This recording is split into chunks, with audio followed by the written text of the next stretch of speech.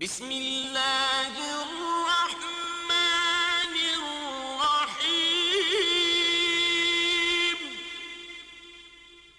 وَلَقَدْ يَسَّرْنَا الْقُرْآنَ لِلذِّكْرِ فَهَلْ مِن مُدَّكِرٍ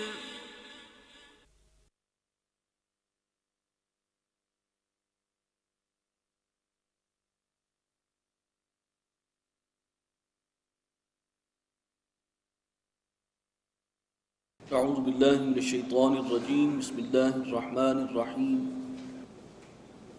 یعتذرون الیکم اذا رجعتم الیہم قل لا تعتذروا لن نؤمن لکم قد نبأنا اللہ من اخبارکم وسيرى الله عملكم ورسوله ثم تردون الى عالم الغیب والشہادة فینبئکم بما کنتم تعملون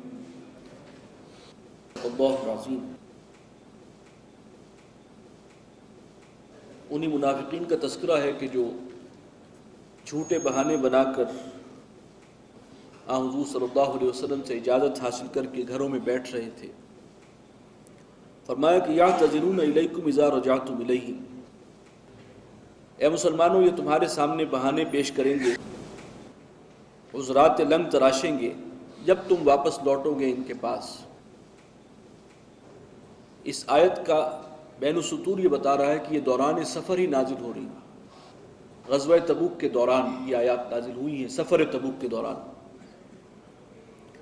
قل لا تعتذروا، تو تم کہہ دینا کہ بہانے مت بناؤ، لن نؤمن لکم، ہمیں تمہارا کوئی اعتبار نہیں ہے، تمہاری کوئی بات جو ہے وہ ہم تسلیم نہیں کریں گے۔ قد نبأنا اللہ من اخبارکم، اللہ تعالی ہمیں باخبر کر چکا ہے تمہارے احوال سے، یعنی وحی کے ذریعے سب کچھ ہمیں معلوم ہو چکا ہے، تمہارا پول کھل چکا ہے۔ وَسَيَرَى اللَّهُ عَمَلَكُمْ وَرَسُولُهُ، اور عن قریب اللہ اور اس کے رسول تمہارے عمل کا جائزہ لیں گے، تمہارے رویے کو واچ کریں گے۔ ثُمَّ تُرَدُّونَ إِلَىٰ عَالِمِ الْغَيْبِ وَالشَّهَادَةِ، اور پھر تم لوٹا دیے جاؤ گے اس ذات کی طرف، اللہ کی طرف کہ جو جاننے والا ہے غیب اور شہادہ کا، چھپی باتوں کا بھی اور کھلی باتوں کا بھی۔ فَيُنَبِّئُكُم بِمَا كُنتُمْ تَعْمَلُونَ، اور وہ جتلا دے گا، وہ سب باتیں تمہارے سامنے لے آئے گا جو عمل بھی تم کرتے رہے۔ سَيَحْلِفُونَ بِاللَّهِ لَكُمْ إِذَا انقَلَبْتُمْ إِلَيْهِمْ، اے مسلمانوں اب یہ قسمیں کھائیں گے تمہارے سامنے جب تم واپس آؤ گے، جب واپس لوٹو گے۔ لِتُعْرِضُوا عَنْهُمْ، تاکہ تم ان سے درگزر کرو، انہیں بلیم نہ کرو، انہیں مورد الزام نہ ٹھہراؤ۔ فَأَعْرَضُوا عَنْهُمْ، تو اب تم انہیں منہ نہ لگاؤ۔ إِنَّهُمْ رِجْسٌ، یہ لوگ یکسر ناپاک ہیں۔ وَمَأْوَاهُمْ جَهَنَّمْ، ان کا ٹھکانہ جہنم ہے۔ جَزَاءً بِمَا كَانُوا يَكْسِبُونَ، اور یہ بدلہ ہے ان کے کاموں کا جو کرتوت انہوں نے کیے۔ يَحْلِفُونَ لَكُمْ لِتَرْضَوْا عَنْهُمْ، وہ تمہارے سامنے جو قسمیں اٹھائیں گے اور اپنی جو ہے بے گناہی ثابت کرنا چاہیں گے جھوٹی قسموں کے ذریعے، تاکہ تم راضی ہو جاؤ۔ فَإِن تَرْضَوْا عَنْهُمْ، اور اگر تم ان سے راضی ہو بھی گئے، فَإِنَّ اللَّهَ لَا يَرْضَىٰ عَنِ الْقَوْمِ الْفَاسِقِينَ، تو اللہ تعالیٰ تو راضی نہیں ہوگا ایسے نافرمانوں سے، ایسے سرکشوں سے۔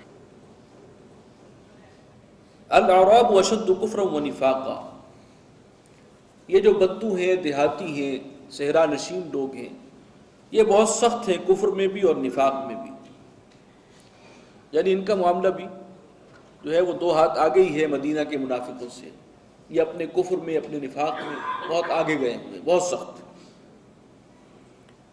وَأَجْدَرُوا أَلَّا يَعْلَمُوا حُدُودَ مَا أَنزَلَ اللَّهُ عَلَىٰ رَسُولِهِ، اور وہ اس بات کے زیادہ مستحق ہیں کہ وہ بے خبر ہی رہیں ان حدود و قواعد سے کہ جو اللہ تعالیٰ نے اپنے رسول پر نازل فرمائے ہیں۔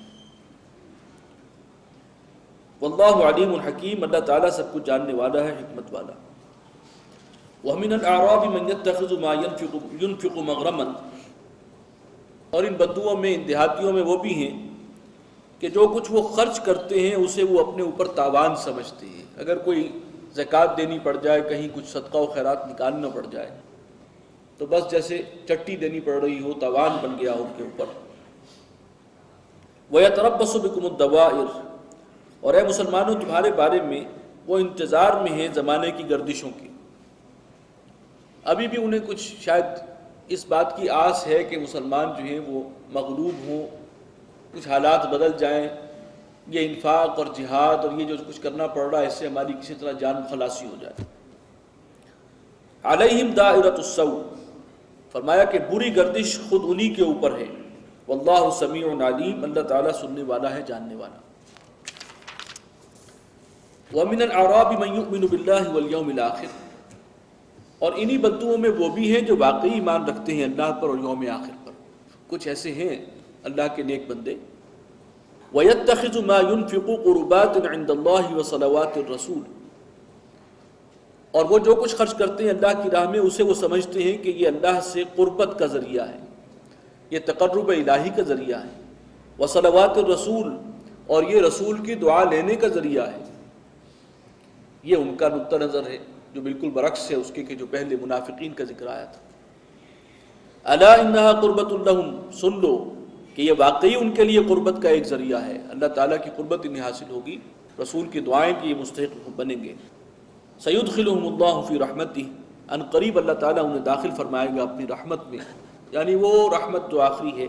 ان اللہ غفور رحیم، اللہ تعالیٰ بخشنے والا ہے، مہربان ہے۔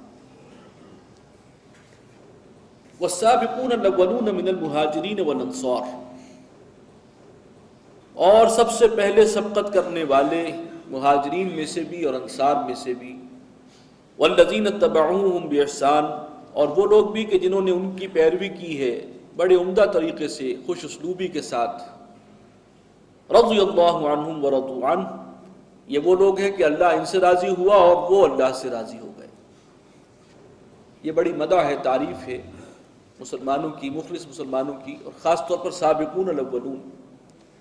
اس سے مراد وہ لوگ ہیں جو شروع میں ایمان لانے والے ہیں، مکے میں بھی اور پھر مدینہ میں بھی جن لوگوں نے ایمان لانے میں پہل کی، اس لیے کہ وہ وقت تھا زیادہ مشکل، زیادہ کٹھن۔ مکہ میں جو ایمان لاتا تھا معلوم ہوتا تھا کہ اب سارا شہر جو ہے مخالف ہو جائے گا، اور ہر طرح کی سختی جھیلنے کے لیے انسان ذہناً تیار ہوتا تھا، تب وہ زبان سے کلمہ طیبہ ادا کرتا تھا، اور واقعتاً ہر طرح سے اسے جانچا گیا، آزمایا گیا، سختیاں اس پر ہوئی۔ اسی طرح مدینہ میں بھی جو لوگ شروع میں ایمان لائے ہیں، ظاہر ہے کہ انہیں ایک درجہ جو ہے فضیلت کا حاصل ہے، انہوں نے سبقت کی ہے، دوسروں کے لیے رستہ ہموار کیا ہے، انہیں بھی اندازہ ہوگا کہ مشکلات کو وہ دعوت دے رہے ہیں، تو ان کا خاص مقام ہے اللہ کے نزدیک۔ اور پھر جن لوگوں نے ان کی پیروی کی ہے عمدہ طریقے پر، یعنی کچھ بعد میں ایمان لائے ہیں لیکن اسی شان کے ساتھ، جان و مال کا ایثار اسی طریقے سے ہے، دین کی خدمت کا جذبہ وہی ہے، ذوق شہادت اور جوش جہاد اسی طرح ہے ان کا، تو وہ بھی ان کے ساتھ ہی شامل ہیں، بریکٹڈ۔ ان سب سے اللہ تعالیٰ راضی ہے اور وہ اللہ سے راضی۔ وَأَعَدَّ اللَّهُ لَهُمْ جَنَّاتٍ تَجْرِي تَحْتَهَا الْأَنْهَارُ خَالِدِينَ فِيهَا أَبَدًا، اللہ نے ان کے لیے وہ باغات تیار کی ہیں جن کے دامن میں ندیاں رواں ہیں، اور وہ رہیں گے ان میں ہمیشہ ہمیش۔ ذَلِكَ الْفَوْزُ الْعَظِيمُ، اس صورت میں تیسری مرتبہ آ رہا ہے، یہی ہے بڑی کامیابی۔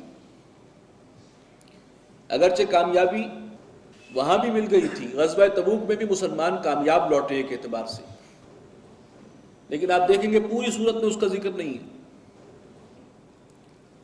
حضور صلی اللہ علیہ وسلم نے تبوک کے مقام پر جا کے پڑاؤ کیا، اور یہ سرحد ہے گویا کہ اس سے آگے پھر رومن امپائر کی حدود شروع ہو جاتی تھی۔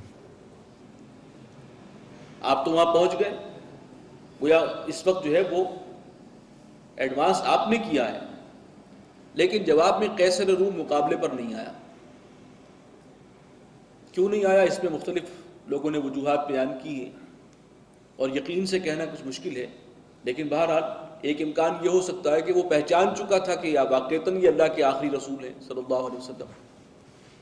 اس سے پہلے ہرقل کے دربار میں وہ ابو سفیان ایک مرتبہ گئے تھے وہاں تجارتی قافلہ لے کر، تو قیصر روم نے ہرقل نے طلب کیا تھا انہیں کہ بلاؤ، میں جاننا چاہتا ہوں کہ جو نبوت کا جو دعویٰ کیا ہے عرب کے اندر، میں اس کے بارے میں کچھ انفارمیشن چاہتا ہوں۔